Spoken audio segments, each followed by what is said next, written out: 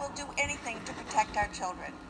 I started on this adventure, which I have my email right here, on February 9th, I met with some childcare workers in my hometown. They told me about several areas that they were concerned with, and I wrote a letter regarding them. One was about the fingerprinting. I was amazed that we fingerprint all personnel in our school system, but our prized possession that we leave during the day as young as a baby is not protected by fingerprinting. I know there's some concerns, and I really want to work those concerns out. There will be, on this bill, they will have rulemaking, and they will take in everybody's concern. But some of them, I just want to mention to you that I've heard about, that I'm sure you heard about. Some say that this doesn't really happen in Maine. It doesn't really happen in childcare centers. However, a worker for DHHS gave testimony, and in his testimony, he stated that in Maine, from 2012 to 2014, 93 cases of abuse of children in out-of-home settings were substantiated against 52 abusers. Now, I know there's a lot more than that they didn't find. I'm very concerned about this. I'm very concerned about our children being abused, and we need to somehow protect them. The other thing that I heard was people were concerned about that it would take too long to get the fingerprinting, and they need to have the employee come in right away.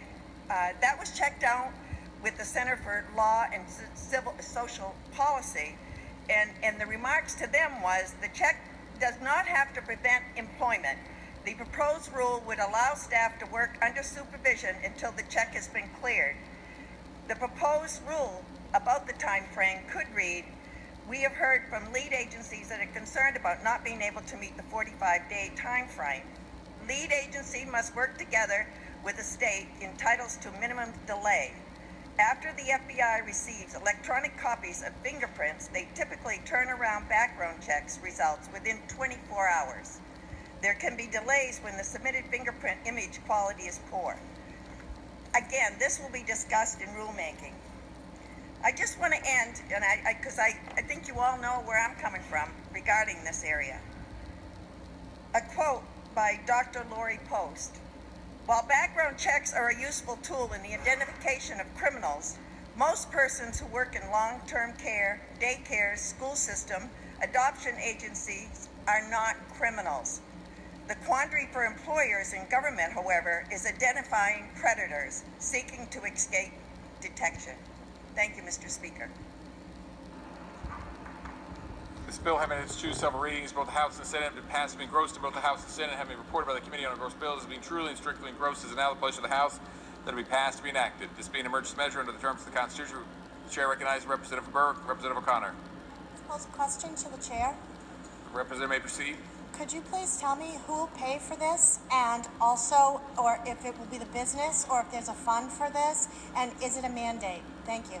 The Representative posed a question through the Chair. The Chair recognizes the Representative from Calais. Representative Maker. Mr. Speaker, that will be discussed in the rulemaking process. We have police and sheriff's department that have volunteered to do this. It was also mentioned during the time that there could be a memo of understanding with those departments to provide it. But again, all this will be discussed. If they find that this can't be done, or it's impossible, or it's expensive, then there will be an opportunity in January for that to take place. Right now, it's just trying to get the process going. Thank you. This being an emergency measure under the terms of the Constitution requires for its enactment the affirmative vote of 2/3 of the entire elected membership of the House. Those in favor of its passage as an emergency measure will vote yes. Those opposed to its passage as an emergency measure will vote no. Is the House ready for the question? Chair, open the vote.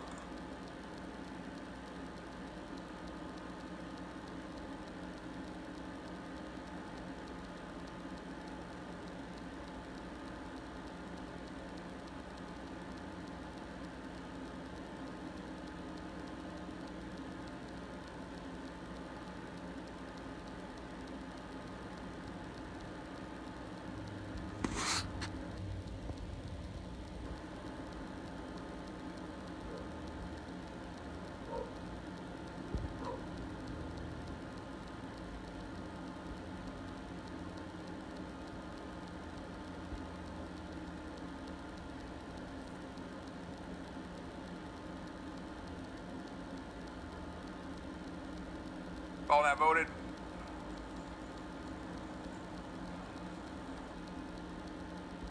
All now voted. The chair will close vote. Clerk around the total chair will announce the vote. 115 having voted in the affirmative, 24 in the negative, 115 being more than 2/3 of the entire elected membership of the House. The bill has been passed to be enacted as an emergency measure.